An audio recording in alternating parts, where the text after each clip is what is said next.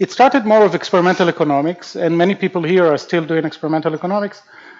I'm doing a lot of experimental economics, but I also do field experiments, so lab experiments, but also field experiments and also empirical data. So experiments are one tool that we use. There are other tools that are very useful. And if you rate Creed Worldwide, is it an important institution? Of course. Yeah. Right. It's one of the first ones, and it's. So we should be really proud of You it. should be very proud of it. Okay. Lots of very important research came out of it. So. Okay, good. Right, and you don't only teach in the Netherlands, of course. Your daily operations are in the States. What do you do on a daily basis? Drink coffee. I'm in San Diego in the US, in California, which is a very nice place too. And we try to, so what keeps me busy lately is trying to work with companies. So trying to take behavioral economics outside of the lab, outside of the theories to the real world and try to influence the way companies actually behave. So it could be pricing, it could be what kind of products they sell, how they sell them. So try to take what we learned in the lab, what we learned from the theories, to, and apply it in the real world in a scientific way. So in a way that we can measure it. So you get the bridge between science and Yes. firms, and as a consultant, or So if they're willing to pay money, then as a consultant. But another way of paying is by research. So very often we run an experiment with the company, a field experiment with the company, and we are paid with the data that we get. So that does, that's it's very like useful. a trade-off. And right, it's useful for both sides, I think, because very often in the real world, academia moves very slowly. So a paper, it's not uncommon for me to work on a paper for 5 years. In the real world, you have 5 days to work, right? So the pace is very different, and very often in the real world, decisions because of that are not based on empirical data, not enough. And what we try to do is to have some kind of hybrid that you invest a bit more in collecting data in which you know what's the causality, you know that the change, what will be the effect of the change that you are making, and the company can improve from that, and we can. So actually, you say as well that firms maybe should use empirical data more in their decision making, or Absolutely. So there is a big trend towards big data now. So everyone is collecting infinite amount of data and try to make sense of it. Our approach is very different because with big data, you know correlation, but you don't really know the causality. Our approach is to really think about, for example, behavioral economics. So to think about how regret is going to influence the behavior of your people, of your customers. So you come up with a well-defined hypothesis, and then you test it. And when you test it, each time you change one element. That way you can really get the causality. You can get down to the causality. So it's the opposite approach. Instead of big data, we're talking about small targeted data collection that can actually tell you about the causality. And you say our approach, and what do you mean with our? It's a good question. So John, who wrote the book with me, John List, and a group of other people that are trying to take this into the real world. So to try and take mostly field experiments into the real world. So the approach that you need to do an experiment in order to really understand why things are happening. That just looking at correlation or intuition or experience will get you, you can learn something from that, but it's limited what you can actually. And are you so popular that people approach you to work together, or are you also actively? So that's one of the reasons of writing the book, right? So the book helps in, as a business card. You can tell companies, yes, that's what we're doing. So that's one of the reasons to write it, to actually try and make this more popular, this kind of approach more popular. And in some places it is. So if you look at England, for example, they have the behavioral insight team now. It's a large group with over 50 people that work with them, and they work in all the government offices trying to do this taking this approach. So it is doing better in some places in the world. and writing this book brought you from Africa till India till you wrote it in 2013, if I'm right, or it's published last year.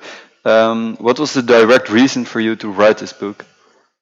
So, like I said, it's a very good way to actually get out of the group of 200 behavioral economists and try to influence larger audiences. If I can go and I can, someone will read it, and we had people who read it and contact us, that's a good way to try and make it more popular and to push this approach. So get the bridge between science and society or something. Absolutely, yes.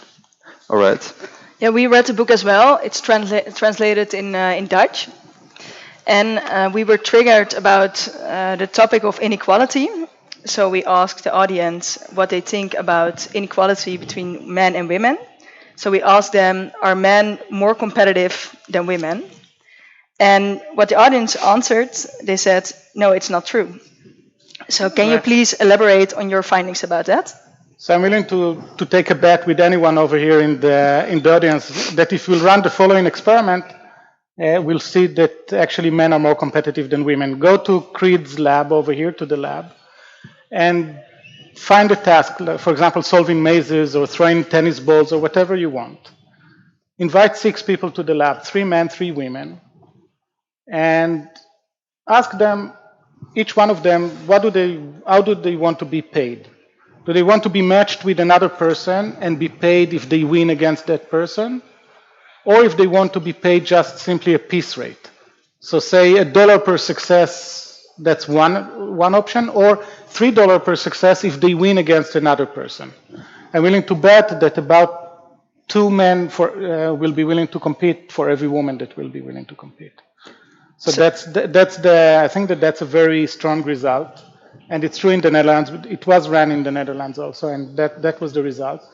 Now, in the book and in our research, we try to see why is it like that, right? Is it that we are born differently? So you can think about Darwin said that men, or he talked about male and female. He said that males should be more competitive because the cost of offspring is much lower for males. So they can be more competitive. They should have as many offspring as they can. And for female, it's much more expensive, so they need to be choosy and more risk averse. So men should compete and women should not. So there is a strong evolutionary explanation behind why men should be more competitive. And I have 3 kids, 2 girls and 1 boy, and we bought them all dolls and trucks, and our daughters put the dolls on the truck and played with them, and our son ran them over with the truck, right? So it seems as if there is some difference, but we are not allowed to run an experiment in which we'll have 2 different farms in which we raise kids differently. That doesn't go with the ethics committee. Ethical problems. Yes. Yeah. So instead, we went to India, like you said, and in India, we went to a society in which is matrilineal, which means that women are in charge of the household. Everything that happens within the household is run by women. So all the money, the property, everything goes from the mother to the youngest daughter. It's not the opposite. So the village is still run by men. There is a headman. So the politics outside of the household is still done by men, but women are in charge of the inside the house. And we wanted to see whether the culture, if a girl is born into this kind of society and is used to see her mother dealing with money, is that going to create a difference? Are we still going to see that men are much more competitive than women or not? And we found that there was no difference. Men and women were equally competitive in this society. So it seems as if culture is important, but apparently not even the Dutch society is equal enough to raise the kids in a way that they are. Yes, I understand. So it's about competitiveness and also about risk, if I understand it correctly. Right. So it's very hard to disentangle risk Yeah. from competitiveness, aggression. It's hard to. Yeah. And why do you think it's such a relevant topic? So that's actually a great question. So if you want to look, we're talking about labor markets. If you look at the CEO of the big companies, of the Fortune 500, I think it's less than 4% are women, right? So if you want to be really successful in the labor market, you need to be competitive. The more competitive you are, the more successful you are. Now, one conclusion from this could be we should educate our girls to be more competitive so they'll be more successful in the job market.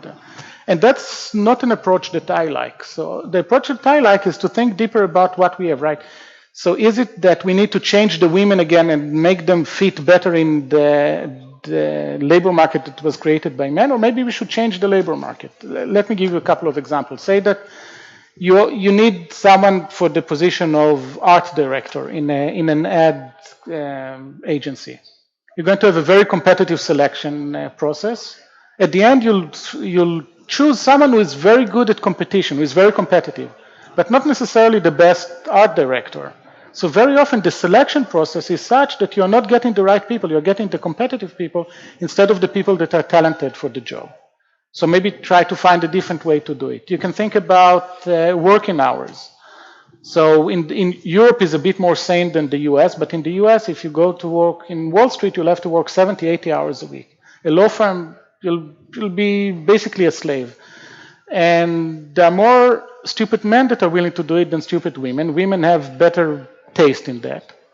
I wouldn't be willing to work 80 hours a week. I don't know about anyone over here. I don't think that that's the right thing It's to not do. even efficient, probably. Yes, that's a very good point. So the point is that no one is efficient after 15 hours of work, right? Yeah. But if you know that you're going to be there for 15 hours, you'll check your Facebook, you'll have more coffee, you'll do some other stuff. But that could be a way actually to prevent many of the women to be part of the labor market. So if you You set don't up, want to be in that rat race. yes, So maybe you exactly. should change the labor market. Exactly. So change say that from 8 to 5 you work. You don't check your Facebook and you don't do that. You don't take too many breaks, but you actually work all the time. And then you go home, and if you have kids, you take care of your kids. If you like to dance, you'll go to salsa classes, whatever you want to do. But you have a more clear separation.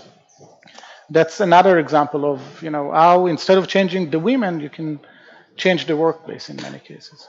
What do you think of quota? Like, we want to have a minimum of maybe Right. 50% or 40% of women in the top of our firm. What do you think of that? So it's a very controversial issue because it backfires in many cases. Say that you see a woman that is extremely successful, that just graduated from Harvard Law School and whatever. She might be there because she's very, very talented, or because because of some affirmative action stuff.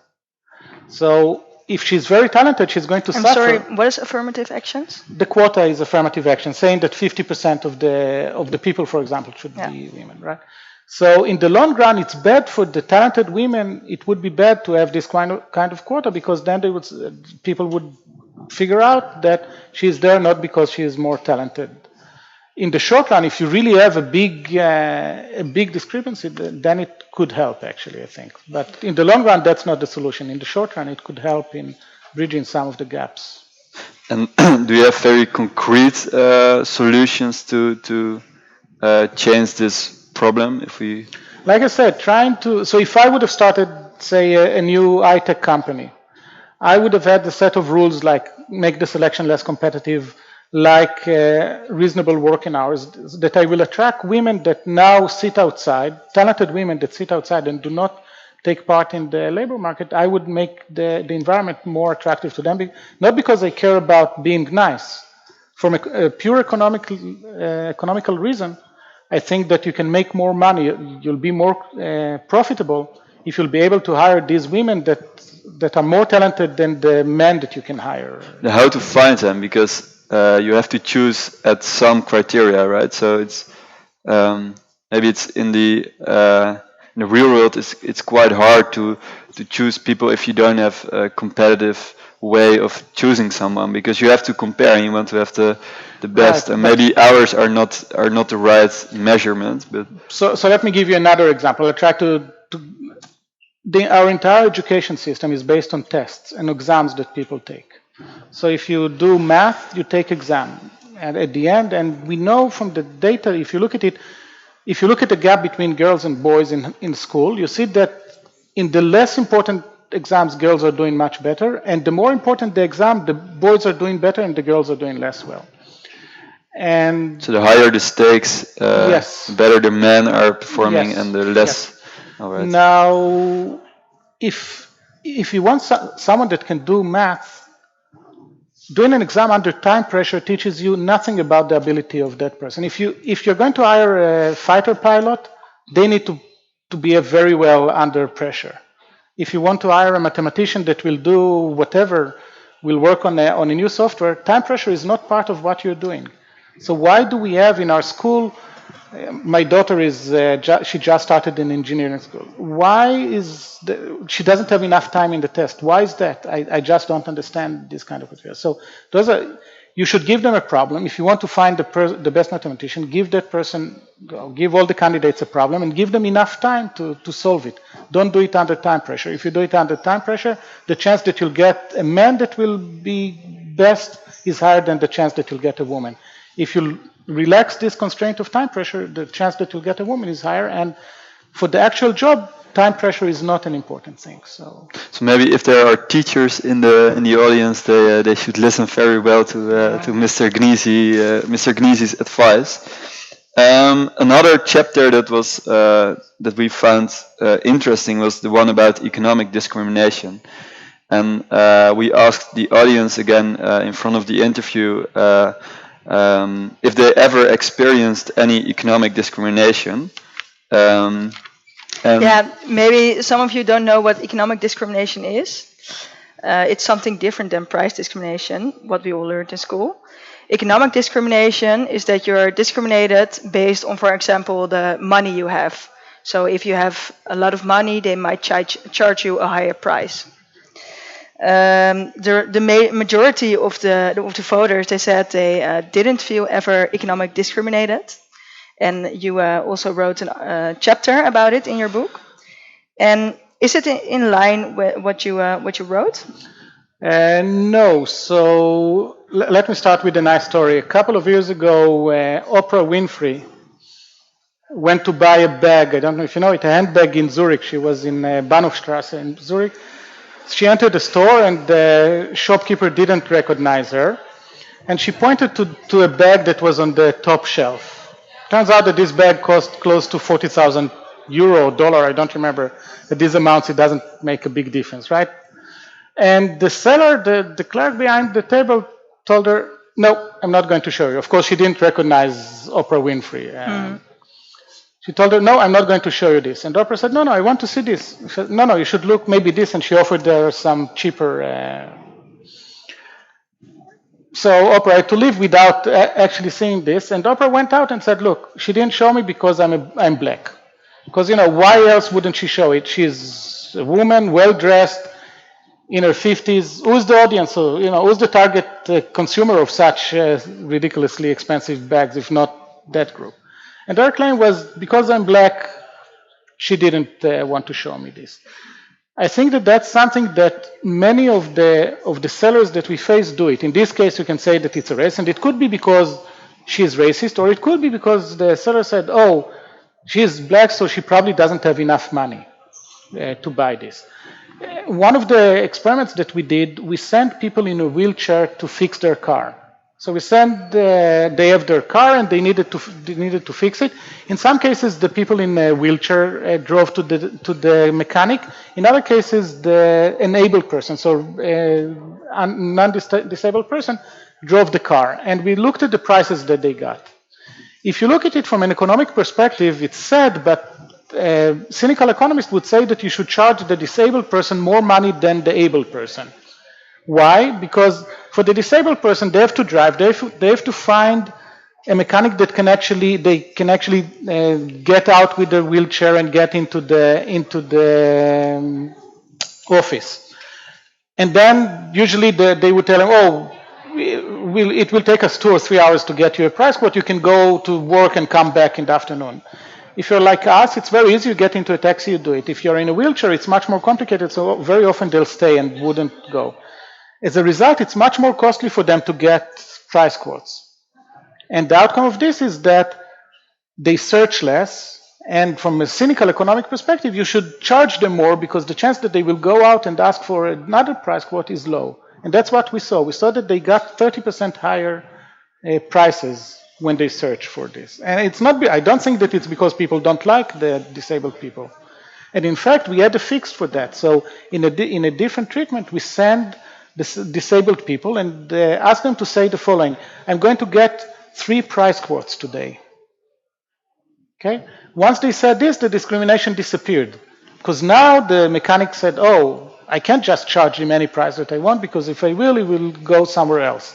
So once you communicate that you are going to search, you're not discriminated against. So it's really this kind of discrimination is based on Making a profit. Making profits, exactly. Yeah. And if you think that you are not, so whenever you log on, so I looked for, on my home computer, I looked for a hotel in Amsterdam last week or 2 weeks ago. And then I went to the office. I didn't know that they're connected. I open up my homepage and immediately I see a big ad for hotel in Amsterdam, right? So the companies know everything. We talked about big data. The companies know everything about us and they target us. Now, if they'll see that I went for a more expensive hotel in Amsterdam in my home computer, they will offer me something more expensive over here, right? They're going to try and figure out who I am, what I am, and they're going to try and get out of me the most they can. And it's true for all of you. When you go to buy a ticket, they have your information. They're going to offer you different deals depending on who you are. That's the kind of economic discrimination that we're Yeah. talking about. So another advice from Mr. Gneezy, but do you think that the people in the audience really didn't experience any economic discrimination, or that they're just not aware of being discriminated? I think they didn't call it this way. So discrimination has this, oh, I don't like, whatever, right? This group of people. Economic discrimination is not about liking or not liking. It's really about, like you said, making more profits. And yes, you were treated differently by companies that put you in some kind of category that they think that they will make more money this way. That's true about all of us all the time now. So it's So probably the outcome of our little research is a bit biased because people just didn't knew what economic right, discrimination right. actually is. And like you mentioned in the first part of the interview, you advise firms as well about pricing. Do you also advise them about price discrimination maybe in some situations or? So there is in some cases price discrimination is not ethical. I think so. The example with the disabled, that's not that ethical. I think, right? So there is some ethical issues over there. We try to avoid this kind of price discrimination, but there are also things that you can learn from this. We worked with a large call center, for example.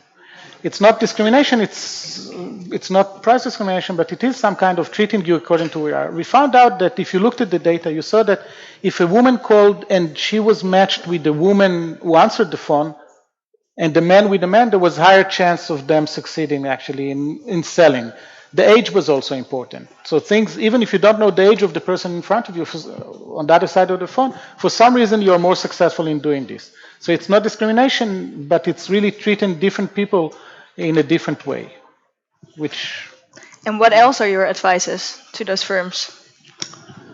what else are advices to the firms? Here's a fun one. We worked with the winery not far from San Diego. We went to the winery, we tasted the wine, we talked with the guy, it all went well. And then he asked us how much he should charge for the Cabernet Sauvignon that he is selling. I have no clue. I mean, what would I know about pricing wines? It turns out that wines are very interesting in terms of pricing because if I want to buy a camera, I know what I want. So I know that if it has more memory or higher battery life or whatever, it should cost more. But with wine, it's very subjective. Which one is better than the other, we don't really know. And very often we associate price with quality. So if I want to usually say I buy a 15 euro bottle of wine and now I want to celebrate, so I'll go and buy a 40 euro bottle of wine. Because I assume that the more expensive wine would be better. That's why pricing wine is really tricky. So this guy asked us how much he should charge, and we said, look, we don't know, but we can offer you a very simple experiment. In his winery, when people come to taste, they come and they get a price list of wine, right? So on different days, we changed only the price of the Cabernet Sauvignon. In some days it was $10, in other days $20, in other days $40. That's the only difference, and we saw how many bottles of wine people actually bought. And the nice finding was that when the price was $20, more people bought bottles of wine, so more bottles of wine were bought when the price was $20 than when it was $10. So people taste it. When they see that it costs $20, they like it more and they're more likely to buy it. $40 was too much already, so there was a drop in the sales. But from 10 to 20, more people actually bought it. So he priced his wines at $20. And yeah, you can only discover this if you do an experiment. I mean, Exactly. if I will set up a firm and sell a product, how can I know my price? What is a good price? Right. So that's figuring out what's the demand function. So if you study economics, demand and supply, that's probably the first class that you get, and it's one of the strongest things that we have in economics. But how do I know the demand function that I'm facing? And if I just look at data, again, the big data thing, I don't know what would happen if the price would double because it's not in the price range. It was never double. So I can't really figure it out from the data that I have before. And I can make guesses, but guesses are very What should costly. we do then? What should we do then? Run experiments as much as you can. And sometimes they are just as simple as printing different pages. So the cost of the experiment was probably $5 for this winery owner, and he increased his profit over there by 11% overall in the winery. So So that's if worth I'm the effort. Yes, the $5 cost of printing pages, yes. Yeah, But the sure. point is that you really have to understand what is it that you want to know. In his case, what's the optimal price, and you really just experiment with it in a very simple way. And how should we apply these findings in our microeconomics classes where we learn about price discrimination as well and about dead weight loss and stuff? So I think that the main takeaways from behavioral economics is if you look at traditional economics had huge impact on the world, and after World War II it became a branch of applied math, and it had very good outcome in relative to other social sciences in making it unified. We know what we're talking about now. It's very good. In the process, we lost touch with reality in the sense that it's I like to say that it's a science of it's an autistic science because you assume no emotions, you assume no social ties, right? Which is not true. In some cases, if you look at financial markets, it's not that bad. The assumption is not that bad. If you look at labor markets, it is very bad. So if in labor markets, if you don't treat and your employee well, it's going to be costly for you. And anything that you learn in your economics studies that deals with labor markets and doesn't talk about the behavioral aspect of this is missing a very important part of it. So if you'll be paid more than someone else, you'll be happy, the other person might not be happy. All these things are extremely important when you talk about labor economics. So I think that it's very hard to study these parts of economics without understanding the behavioral aspects of it.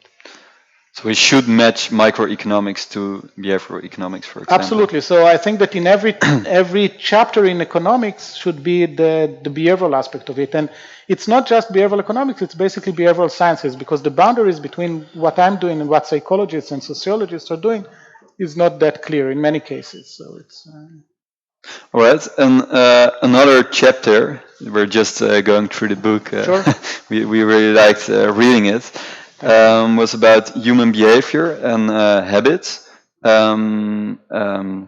You advise firms how they can perform better, but you also tend to do research in topics which make the world a bit better. And for example, you researched charity habits. What are your main findings about how humans behave around charity? So we just published a paper in which we looked at overhead aversion. What's overhead? So if you give money to donation, it's in the US, it's a big deal. It's more than $300 billion a year. That's probably Overhead? no, the charity industry. Okay, sorry. And when people decide which charity they want to give money to, very often they look at the overhead. What's the overhead? The overhead is the amount that goes to cover the salary of the people who work there, at the offices, all the things that doesn't end up. Say that you want to help the education of kids in Africa, and you give €100, you care about how much of it actually ends up with the kid in Africa and how much of it goes in the process to the overhead. And people really care about this. The problem is that if I'll ask any of the young people over here, do you want to work for a non-profit and make €50,000 a year, or to work for a bank and make €200,000 a year?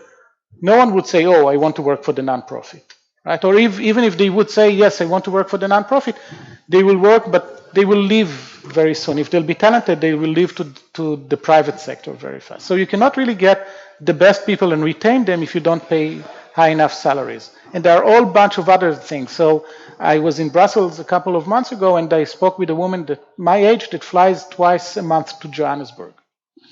And it's more than 20 hours flight. When she gets there, she's completely tired because she flies economy, and she's completely tired. It's very hard for her to function, so she's not very efficient. If it was my company, I would like her to fly business, so she'll get there fresh and will have more energy to actually work over there. So I understand, as an economist, I understand that it's fine to pay high overhead. But then imagine that, I came from San Diego tonight. Imagine that on my way to the economy class, because I'm a poor professor, I see the person from the charity that I just gave money to, she sits in business class. with the money that I gave her last week, basically. I would feel really bad about that. And here comes the emotional part of it. So I would feel bad. So on the one hand, I understand that we should pay a lot. On the other hand, emotionally, I feel bad about this, right? And the solution that we found is that we found a separate donor that was willing to cover the overhead. So now we're telling you, someone else covered the overhead, and you are paying every dollar that you give go directly to the kid in Africa, in the example that we're talking about. That makes me feel very good. So personally, that would solve the conflict that I have. I'm fine with giving a lot of money to a charity if all my money goes to the kid in Africa. Now, from any logical point of view, it's kind of hard to really explain it because money is fungible. If I give, you call what I'm giving, you say that it goes to the kids in Africa, and what someone else gave goes to overhead, it doesn't really matter. But from a feeling perspective, from an emotional perspective, it solved my problem. So we ran a large experiment. It's with Ayelet Gneezy and Liz Kanan. We ran a large experiment in which we sent 10,000 letters to people. In one case, we simply asked 10,000 people to give money to this charity. In the other case, we told them that we raised $10,000 as a seed money to start the things. And we know from past experience that that helps, and in our experiment, it really helped. People gave more money. Another 10,000 people got a letter saying that we got $10,000 for a matching grant. So every dollar they'll give, another dollar will be taken out of this up to $10,000. Again, that had a big effect and it helped. But the last group was told we raised already $10,000 to cover the overhead. And that had the biggest effect. So that really, people really liked it, and people were much more likely to give money in this case. So maybe crowdfunding is a good idea in charity as well, because then people see directly where their money goes. Right, And right, uh, right, absolutely. And I also have the feeling that people want to donate more if they have the feeling that it's spent efficient. Right. So one of the hypotheses we had, so you can say that people don't like high overhead because it's not efficient then. Maybe they say, oh, if 50% goes to overhead, that means that they are not efficient. I don't like this charity. And what we show is that no, people don't care about this. We have other experiments that I didn't describe. It's not that I don't care if 50% goes to charity as long as my dollar actually goes to the goal, to the cause that I have, right? So it's really about my impact about the world. That's the thing. Crowdsourcing is one way to actually do it if it goes directly. And what we are trying to do now is try and go to big donors and trying to convince them, look, say that you want to give €1,000,000. You can give it to the hospital. That would be amazing. Or you can give it to the fundraising of the hospital to cover the overheads. And then you'll get a nice multiplier and maybe get $10 million for the hospital. So try to get really large donors to cover this overhead such that people like us that give relatively small amounts of money would not have a problem with it. Yes, you really have the feeling that you contribute then. Yes, And they have impact.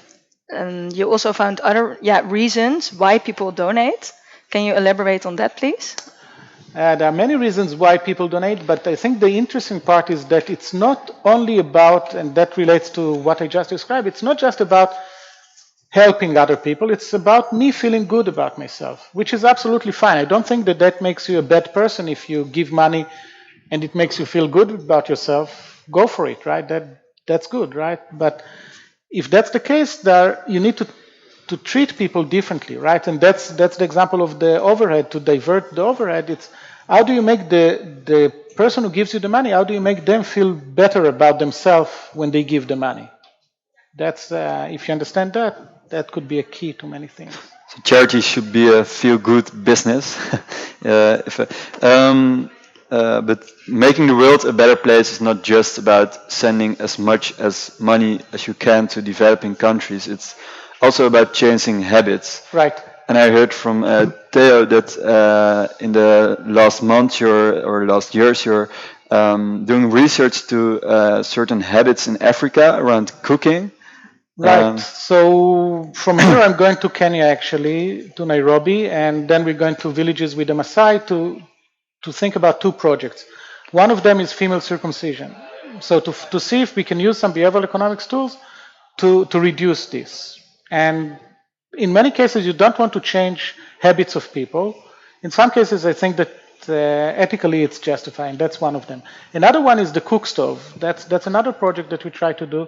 About half of the people in the world still cook either with open fire or with clay stoves that are extremely inefficient. Which is dangerous. It's very bad for the health because much of the smoke is released within the house, and it's very bad for the environment. The interesting thing is that there are it's cheap, efficient stoves that can reduce the pollution dramatically reduce the pollution because you have to burn much less wood in order to get the same effect. The problem is that, like with many other engineering innovation, the engineers find a solution and people don't adopt them. Right? So how do we make people actually adopt the more efficient cook stoves, for example? That's what we have. What we're trying to do now is try to use hard to get strategies. So traditionally what happens is that you go to a village, you bring them, say, 20 cook stoves, ask who wants to actually adopt them, and you help them, you guide them, and you try to have it over there. And you see that 1, 2, 3 years down the road, none of this is functional. People just stop using them. If they adopted them, they stop using them. We want to come with a different approach. We'll go to the same villages with one cook stove and tell them, we're sorry, we have only one cook stove now. Who really, really needs it? Give it to that family. But don't worry, we'll be back in a couple of weeks with another one. We think that if it's harder to get, then people will be more likely to use it.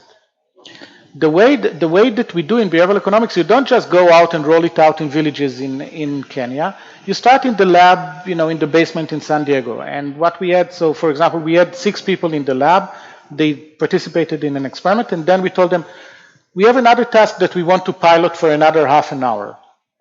And you can make, say, $10. Do you want to stay? And we saw how many people wanted to stay.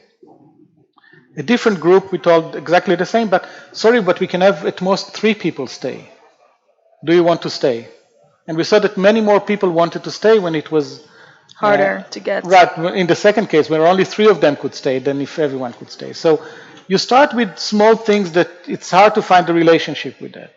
And then you go, so in Africa we did already some experiments with wooden massagers that, we asked them if they want to buy in one case, and in the other case, do we want to buy, but we don't have enough, right? So it's really play with this. So you start with the basement in San Diego, you take it to the population still with the stupid wooden massager, and in stages you try to understand the psychology of things and try to see whether you can actually change the behavior of people. And if you can get them to use more cook stoves, that would be much better for them, much better for the environment, and much better for everyone. So actually, doing research to these topics is like a really long process. Those are because things in your that book years. it just seems it's in 2 or 3 pages, and Yes. it's way quicker. Maybe it's good to pronounce that everyone is allowed to ask questions to Mr. Gneezy as well. Maybe Sure. people are afraid or something, but Dylan is standing ready to have you. Another thing that was striking to us about in your book is about education, and especially about incentives for education. In the Netherlands, I think until last year, people all received a study grant. All students got every month about 300 euros or something from the government to spend on their housing, and after last months they just cut study grant, but it was called a performance grant as well, because you have to graduate within 10 years to Right. have that, which is not such a strong Right. incentive. How But many still, beers can you get for 300 euros? Right? yeah, they called it performance Yeah. performance grant. But my idea after I read your book was maybe we should have a performance grant in the Netherlands, but with stronger incentives. Like if you have a 7 out of 10, you get a higher grant, and if you have a 6 out of 10 or Right. 8 out, what do you think of that? So there is a big debate. Education people in general don't like using incentives because they think that you should learn because of intrinsic motivation. And if you look at what we have, we know how to pay a child, for example, to read more books. We can pay the child with whatever he or she likes in order to read a certain book. But we don't know how to pay people and make them enjoy reading more. Right? So how do you make kids enjoy reading more? That's something that we don't really know how to do.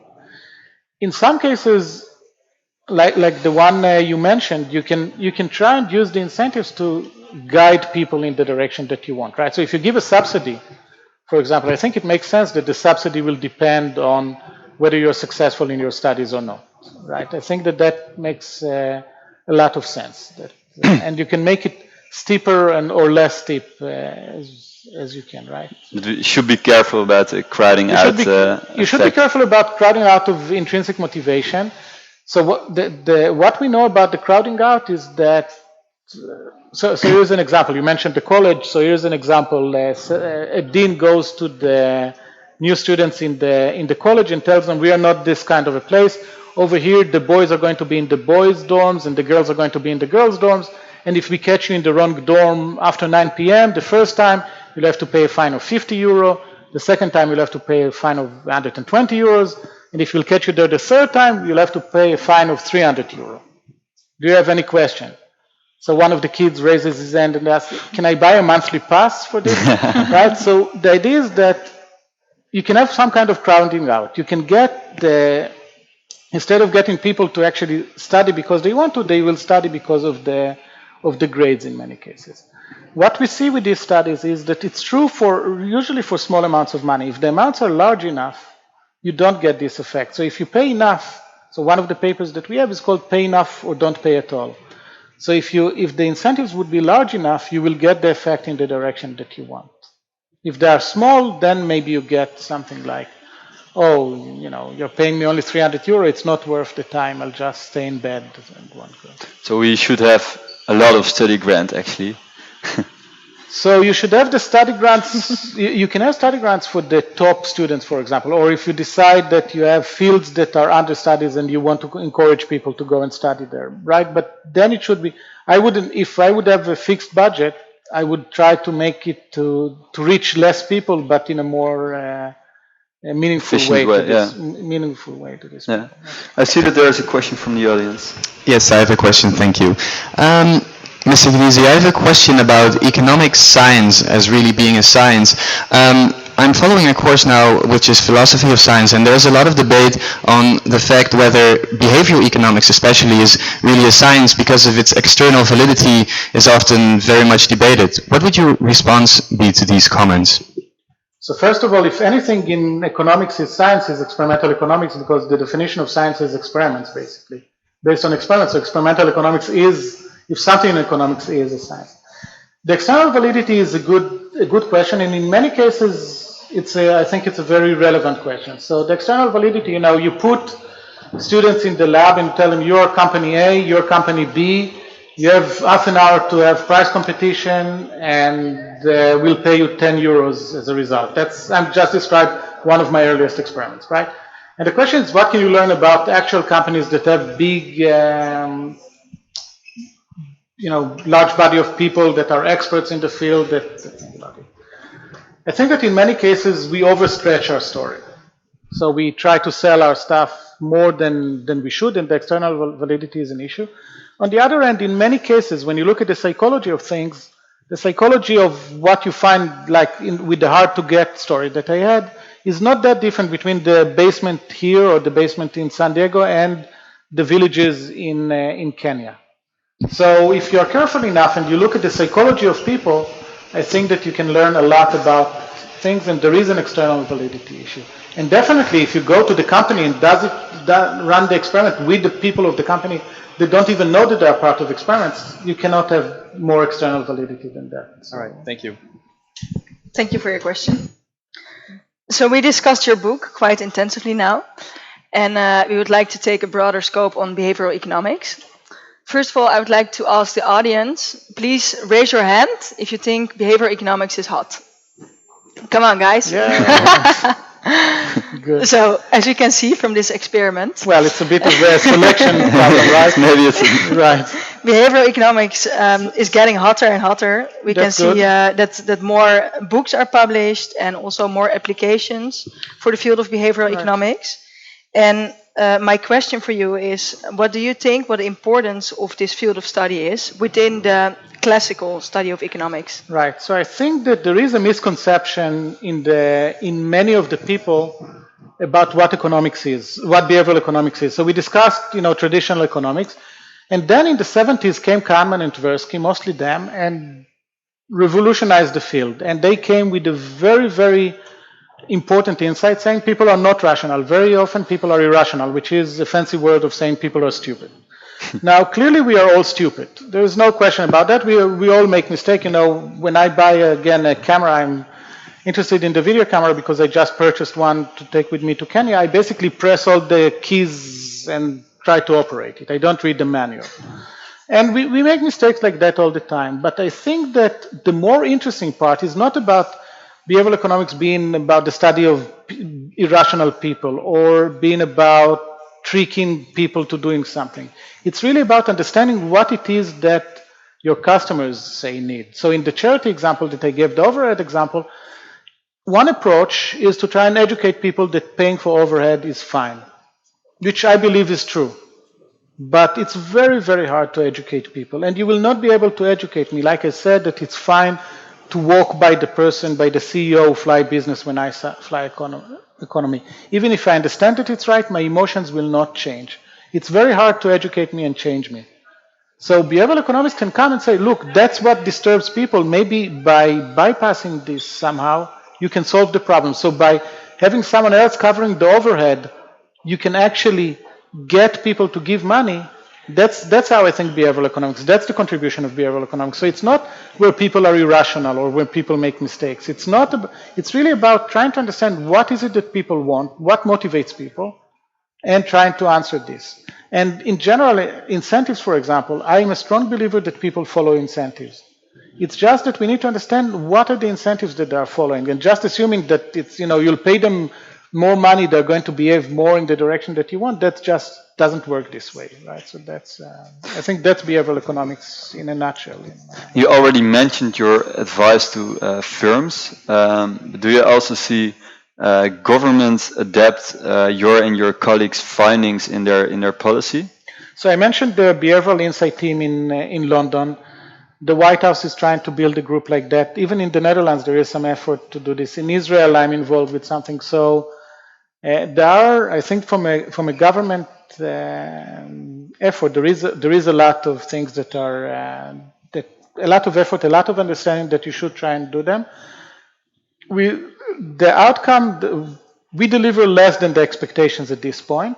So we have a lot of catch up to do, but it's really important. But again, behavioral economics is not there to replace economics. So if you want people to reduce their energy consumption, no question in my mind that the best way is to raise the prices of gas or of electricity, right? So behavioral economics comes in situation in which you already raised it such that you can't raise it more without people protesting, for example, right? So now you need to find other ways to reduce the consumption. But if you double the price of gas, people will drive smaller cars.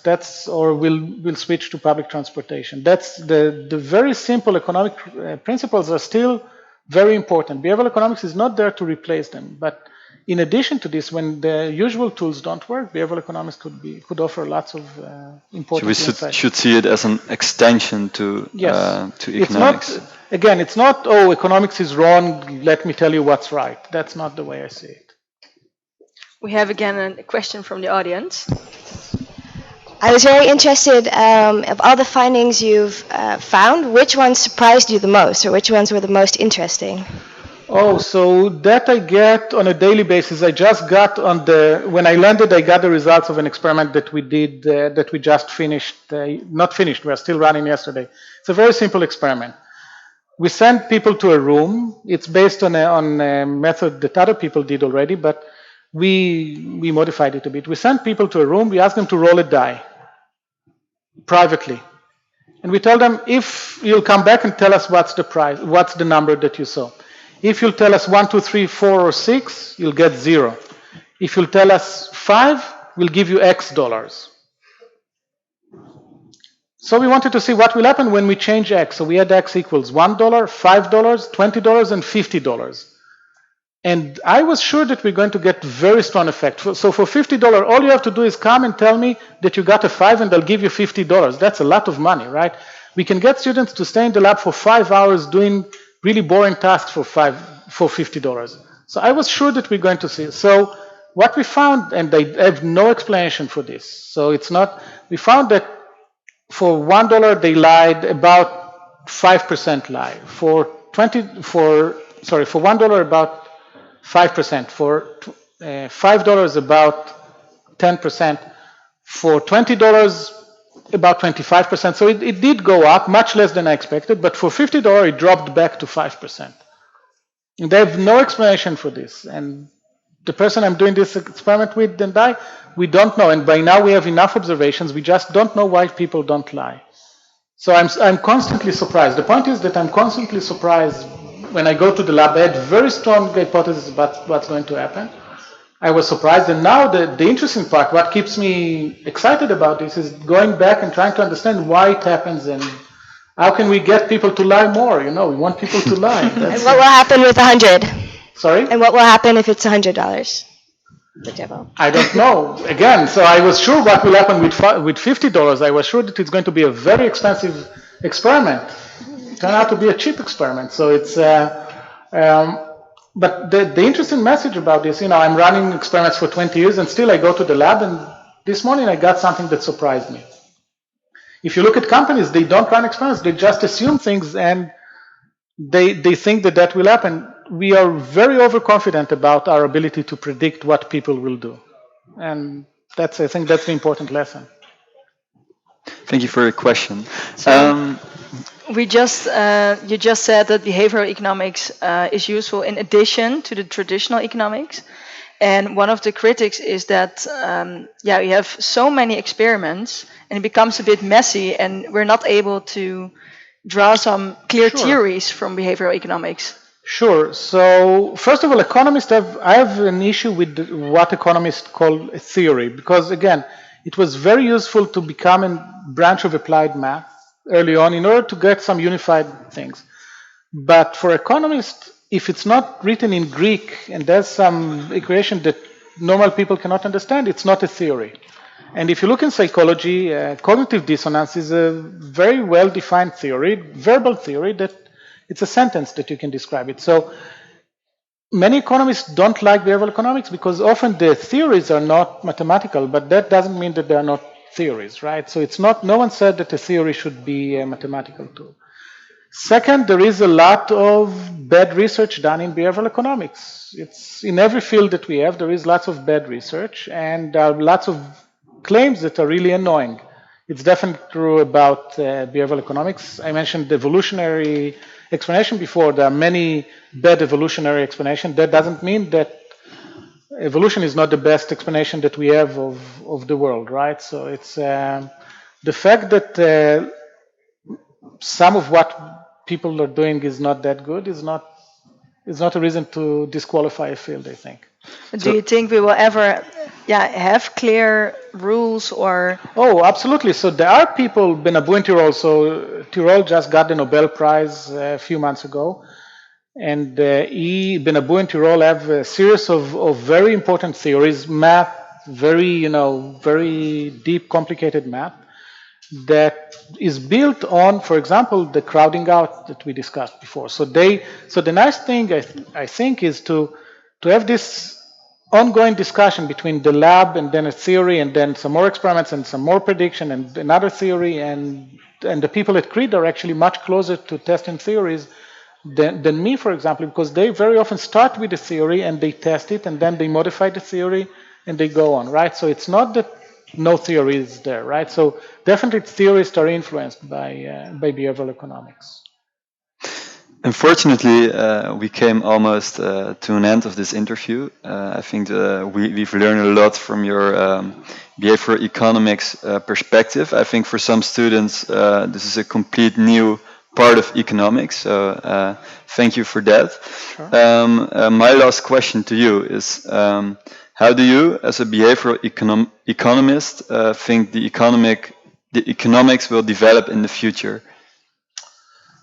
I told you that I'm really bad at predicting things. I was just proud of how bad I was.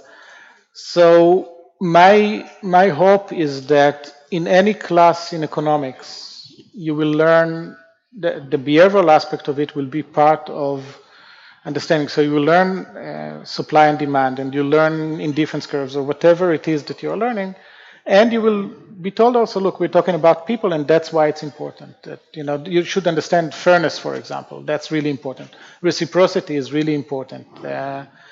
Limited attention is really important. So don't just assume that because you're giving all the information in the catalog, people will actually read it.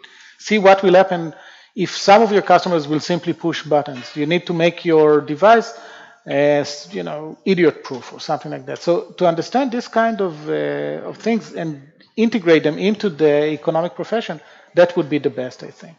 Okay, thank you very much. Next week we will be back with an interview about the Dutch retirement system. Peter Borgdorf, the director of one of the largest Dutch pension funds, will be here, and Paul de Beer, who is a professor at the University of Amsterdam. So I hope to see you there.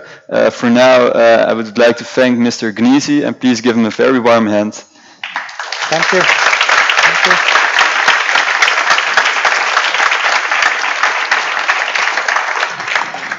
Thank you very much. Now, Johnny, what say we open up this evening with a real free swinging blues number called I'm Walking.